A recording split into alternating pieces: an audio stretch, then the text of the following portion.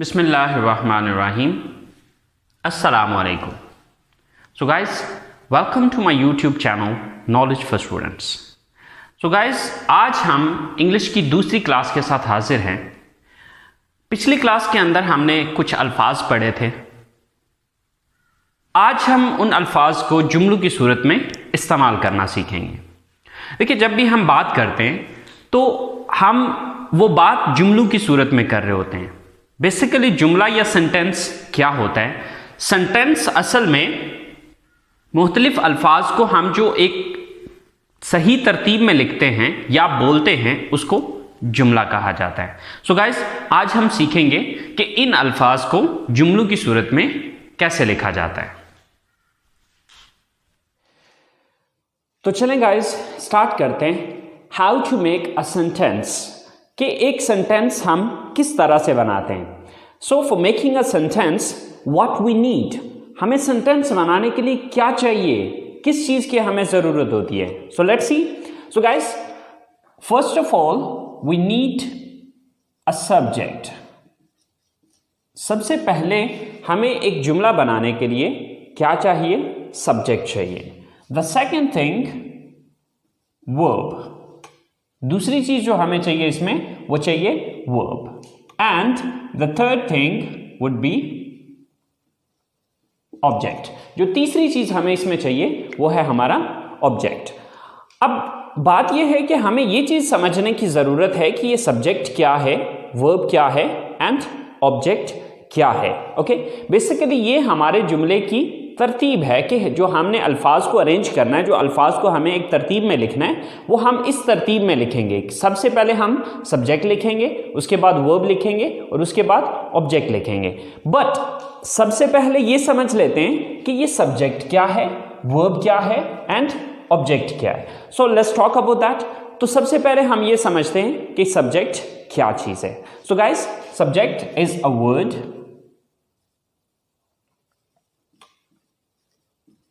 or a phrase which shows who or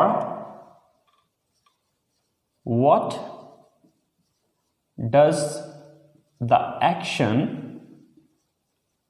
in a sentence. A word, एक लफ्ज और a phrase या फिर एक फ्रेज विच शोज, जो कि जाहिर करता है हु, कौन, और व्हाट या फिर क्या, डज द एक्शन, काम करता है इन अ सेंटेंस, जुमले में.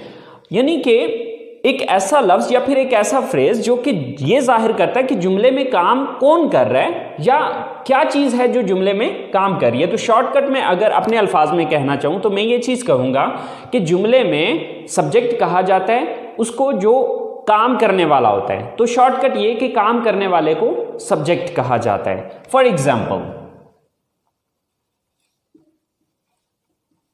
मैं कॉलेज जाता हूं. अब ये एक सेंटेंस है या ये एक जुमला है. अब इस जुमले में मुझे ये देखना है कि ये काम कौन करता है. मैं कॉलेज जाता हूं, तो ये काम कौन करता है? कॉलेज कौन जाता है? मैं जाता हूं. तो मैं यहां पर क्या है? सब्जेक्ट है. सेम लाइक दैट,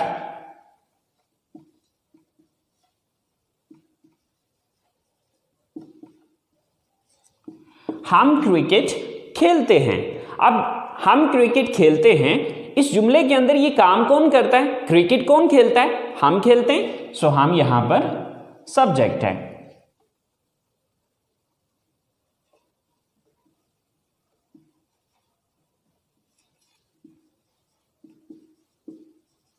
गाय घास खाती है. अब ये काम कौन करता है? यहां पर इस जुमले को अगर हम देखें तो ये काम गाय करती है. घास कौन खाती है? गाय खाती है. सो गाय यहां पर सब्जेक्ट है. तो सिंपल ये कि जुमले के अंदर काम करने वाले को सब्जेक्ट कहा जाता है. सो गाइस, चले हम चलते हैं अपने सेकंड पॉइंट की तरफ. सो हमारा सेकंड पॉइंट है verb. So what is a verb? Verb होता क्या है? तो चले देखते हैं. A word which shows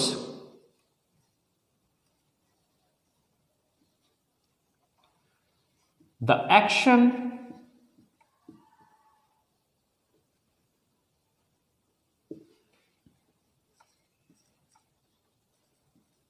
occurrence or a state. A word एक लफ्ज which shows जो कि जाहिर करता है the action किसी एक्शन को, occurrence किसी वाक्य को और a state या फिर किसी हालत को. Okay, so for example,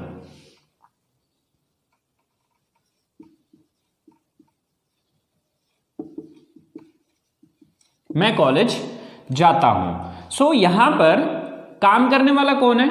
मैं हूं. तो मैं हो गया सब्जेक्ट. लेकिन अब देखना यह है कि मैं करता क्या हूं. सो जाता हूं, ये यहां पर हमारा वर्ब है.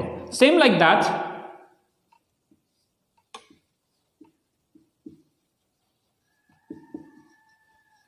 हम क्रिकेट खेलते हैं. ये काम कौन करता है? हम करते हैं. तो हम हो गए सब्जेक्ट. अब हम करते क्या हैं? खेलते. सो खेलते यहां पर वर्ब है. Okay,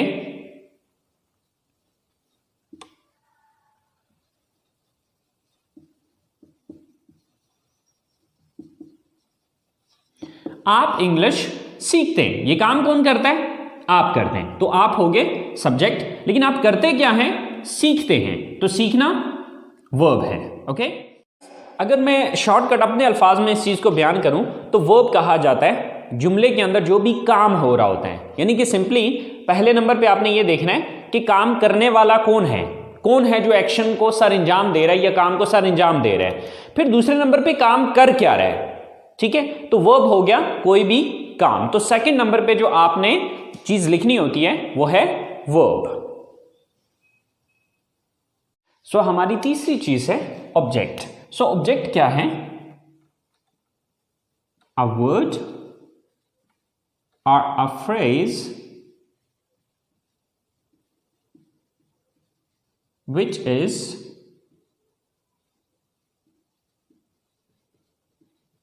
affected by the action of a verb. A word एक लफ्ज और अ फ्रेज या फिर एक phrase which is affected by the action of a verb, जिस पर किसी वर्ब का या किसी काम का असर हुआ होता है. तो यानी कि शॉर्टकट अगर मैं अपने अल्फाज में समझाऊं तो जिस चीज पर काम वाकया हो रहा होता है उस चीज को ऑब्जेक्ट कहा जाता है. मिसाल के तौर पे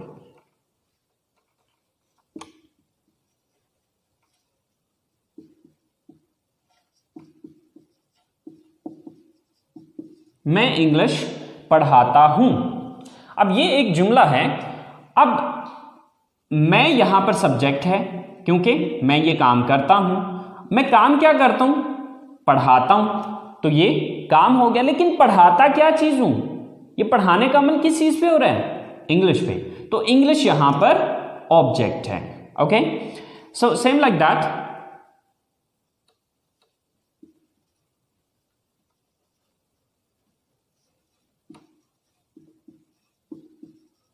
गाय घास खाती है. सो ये काम कौन करता है? गाय करती है. सो गाय सब्जेक्ट है. काम क्या करती है? खाती है. सो ये वर्ब है. लेकिन खाती क्या चीज है? ये खाने का अमल किस चीज पे हो रहा है? घास पे हो रहा है. तो घास जो है ये ऑब्जेक्ट है. ओके, सो आपने ये चीज याद रखनी है कि हमारा जो ऑब्जेक्ट है वो क्या चीज है? जिस चीज पर काम वाक़या हो रहा है. ओके, अगर मैं सादा अल्फाज में इस स्ट्रक्चर को समझाना चाहूं तो सिंपल मैं ये कहूंगा कि सब्जेक्ट काम करने वाला, वर्ब काम, एन ऑब्जेक्ट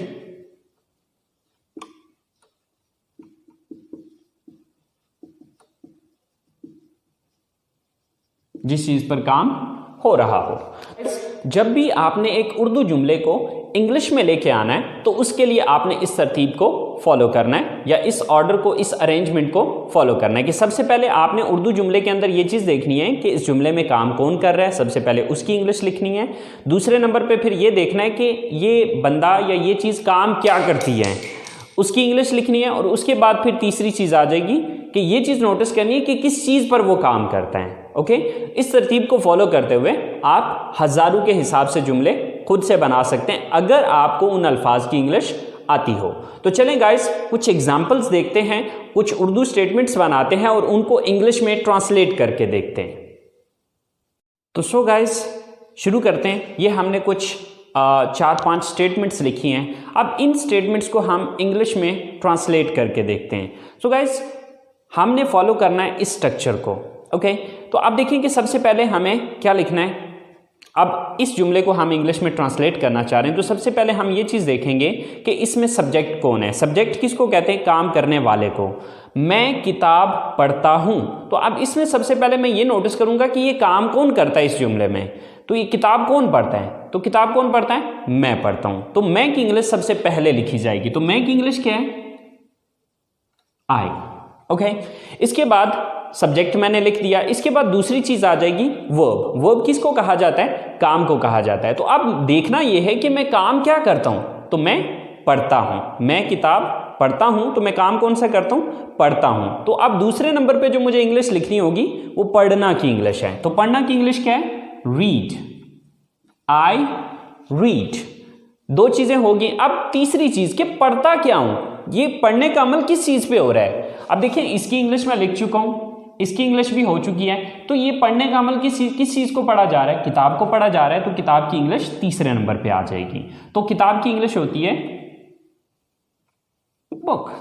तो आपकी यही स्टेटमेंट जो आप उर्दू में ये कह रहे हैं कि मैं किताब पढ़ता हूं, इंग्लिश में ये होगा I read book. Okay, same like that the next statement is हम खाना पकाते हैं। तो अब सबसे पहले हम इसमें ये देखेंगे कि काम करने वाला कौन है, ये काम कौन करता है। तो ये काम करता है हम की इंग्लिश क्या होती है?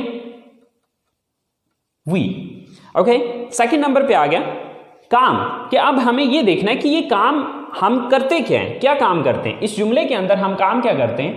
पकाते हैं। तो पकाना की इंग्लिश क्या होती है? Cook. We cook.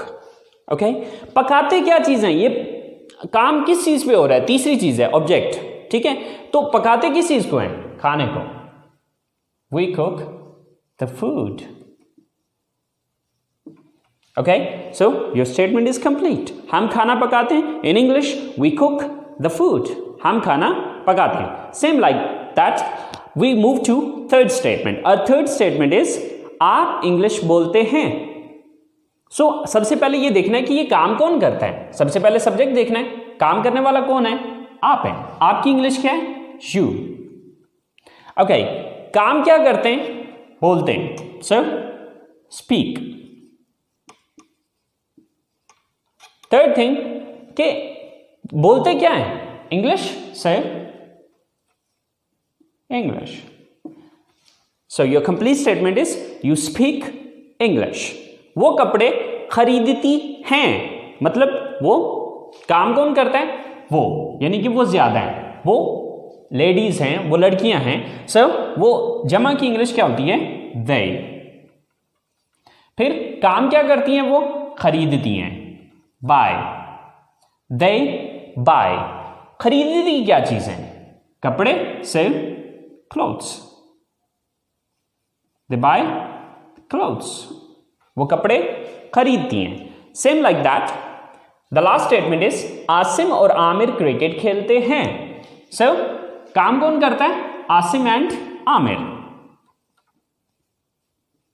Asim and Aamir, ये दोनों काम करते हैं। सो सबसे पहले हमने सब्जेक्ट लिखा, देन काम क्या करते हैं? खेलते हैं, प्ले। क्या चीज खेलते हैं? क्रिकेट।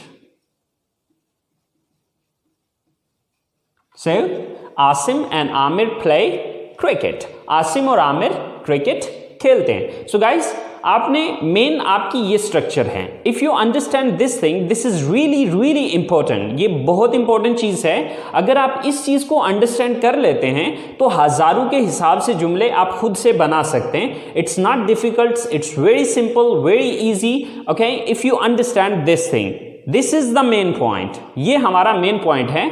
और अगर आप इस चीज को समझ जाते हैं तो आप आसानी से हजारों के हिसाब से जुमले बना सकते हैं। अगर इन अल्फाज की आपको इंग्लिश आती हो। ओके, सो गाइस आज हमने सीखा कि एक सिंपल सेंटेंस बनाने के लिए हमें किन चीज़ों की ज़रूरत होती है। तो हमने समझा कि हमें 3 चीज़ों की ज़रूरत होती है। Number 1 subject, number 2 verb and number 3 object. Subject मैंने बताया कि काम करने वाले को सब्जेक्ट कहा जाता है। ये आपकी सबसे पहली चीज़ है जो आपने उर्दू से इंग्लिश में ट्रांसलेट करते हुए सबसे पहले नंबर पे रखनी है।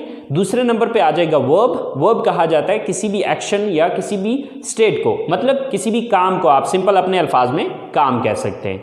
कि देखना ये है कि जो काम करने वाला है वो काम क्या कर रहा है। और फिर तीसरे नंबर पे ऑब्जेक्ट, यानी कि ये काम किस चीज़ पर हो रहा है। बस ये तरतीब आप अपने जहन में रखें और इस तरतीब को मद्देनज़र रखते हुए आप हज़ारों स्टेटमेंट्स आसानी से खुद से बना सकते हैं। सो गाइस, ये आप लोगों का होमवर्क है। 10 स्टेटमेंट्स हैं जो कि एज अ होमवर्क मैं आप लोगों को दे रहा हूँ। ओके, सबसे पहली स्टेटमेंट है हम किताबें खरीदते हैं। नंबर 2 वो म्यूज़िक सुनते हैं। नंबर 3 आप फिल्में देखते हैं। नंबर 4 मैं बर्गर पसंद करता हूँ। नंबर 5 हम चाय पीते हैं। नंबर 6 आप कंप्यूटर इस्तेमाल करते हैं। नंबर 7 मैं फुटबॉल खेलता हूँ। नंबर 8 आप उर्दू बोलते हैं। नंबर 9 अली और साकिब कॉलेज जाते हैं। और नंबर 10 हम जूस पीते हैं।